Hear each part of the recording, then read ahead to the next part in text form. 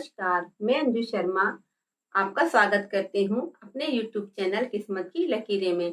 साथियों, आज मैं आपको एक महत्वपूर्ण तिथि जो कि 10 मई को तो आने वाली है, अक्षय तृतीया, उसके बारे में जानकारी दे रही हूँ और उस दिन किए जाने वाले कुछ विशेष उपाय जिससे कि हमें ईश्वर की कृपा, हमारे घर में धन समृद्धि व सुख समृद्धि बनी रहे और हमारे परिवार में तरक्की होती रहे, उस पर किए जाने विशेष उपायों के बारे में आज मैं आपको बताने जा रही हूँ। दोस्तों, अक्षय तृतीया हमारे लिए क्यों महत्वपूर्ण है? क्योंकि इसी दिन ही भगवान परशुराम का जन्मोत्सव मनाया जाता है और अक्षय इसका नाम इसलिए पड़ा है कि इस दिन किया जाने वाला कोई भी दान, पुण्य, जप, तप, उपासना का क्षय नहीं होता है। अतः हम ऋषि मुनि, बड़े बड़े सन्यासी आदि इस तिथि का बहुत बेसब्री से इंतजार किया करते थे ताकि उनका किया हुआ तपस्या या उनकी की हुई उपासना क्षय ना हो। क्षय का मतलब है कम ना हो। अक्षय तृतीया के दिन त्रेता युग का भी प्रारंभ हुआ था। अक्षय तृतीया के दिन हम क्या विशेष उपाय करें ताकि हमारे जीवन में धन समृद्धि व सुख समृद्धि व हमारे ऊपर ईश्वर की करुणा दृष्टि हम पर बने रहे। इसके लिए हम सबसे पहले एक पीतल का चौकोर टुकड़ा लेंगे, उस पर श्रींग लिखवाएंगे।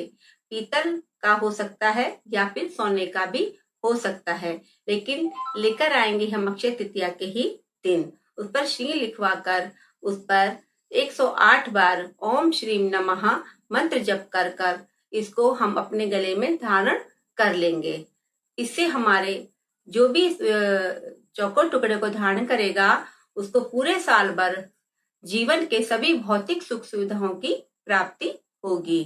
इसके अलावा हम मिट्टी के 2 कलश लेंगे, उस पर 1 किलो चावल एक कलश में और दूसरे कलश में 1 किलो तिल।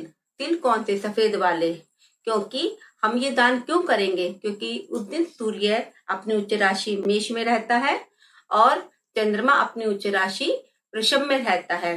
तो हम इन दोनों का 1 किलो चावल और 1 किलो सफेद तिलों का हम मिट्टी के कलश में भरकर किसी भी निर्धन व्यक्ति को दान करेंगे तो पूरे वर्ष भर हमारे परिवार पर और हम पर सूर्य और चंद्रमा की विशेष कृपा बनी रहेगी, जो कि साक्षात लक्ष्मी नारायण की कृपा बनी रहेगी।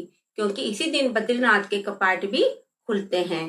इसके अलावा हम एक जल से भरा हुआ कलश भी, जिस पर कोई ऋतु फल हो सकता है, उसके साथ तरबूज, खरबूजा, आम और कलश के अंदर 1 रुपए का सिक्का डालकर उसको कवर करके ऋतु फल के साथ में शक्कर भी हो थोड़ी सी और हम उसको मंदिर में दान करेंगे।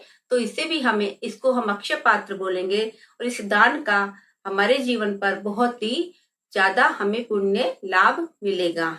और इसी दिन हमें लक्ष्मी जी और विष्णु जी की विशेष उपासना भी करनी चाहिए। हम एक छोटा सा पटरा लगाएंगे, उस पर पीले कपड़ा बिछाकर, पीला वस्त्र बिछाकर उस पर लक्ष्मी जी, विष्णु जी की अगर कोई तस्वीर है तो तस्वीर स्थापित करेंगे और उसके सामने ककड़ी है, सत्तू है और चने की दाल भिगोई हुई, उसका हम प्रसाद बनाकर उनको भोग लगाएंगे और थोड़ी सी चावल की खीर भी बनाकर हम उनको भोग लगा सकते हैं और उनके सामने घी का दीपक जलाकर विष्णु सहस्त्र नाम, श्री सूक्त का पाठ और ओम नमो भगवते वासुदेवाय नमः या ओम श्रीम लक्ष्मी वासुदेवाय नमः या ओम श्रीम नमः, इन मंत्रों के हम जाप कर सकते हैं और उनको आरती कर कर और ये प्रसाद सारे परिवार में वितरित कर सकते हैं। और श्री सूक्त का पाठ या जो भी हम मंत्र जाप करें या श्रीम नमः लक्ष्मी का मंत्र, ओम श्रीम लक्ष्मी वासुदेवाय नमः, ओम महालक्ष्मी नमः, ओम विष्णुवे नमः, इन मंत्रों का अगर हम जाप करें तो कमल गट्टे की माला से ही जाप करें। इससे हमारे जीवन में और परिवार में साल भर सुख समृद्धि का निवास होता रहेगा।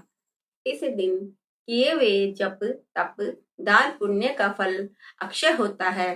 तो इस दिन किए हुए जप, तप, दान, पुण्य का फल हमें अक्षय यानी कि साल भर प्राप्त होगा और हमारे जीवन में सुख समृद्धि बनी रहेगी और लक्ष्मी नारायण की कृपा हम पर और हमारे परिवार पर वर्ष भर बनी रहेगी। ओम नमो भगवते वासुदेवाय नमः।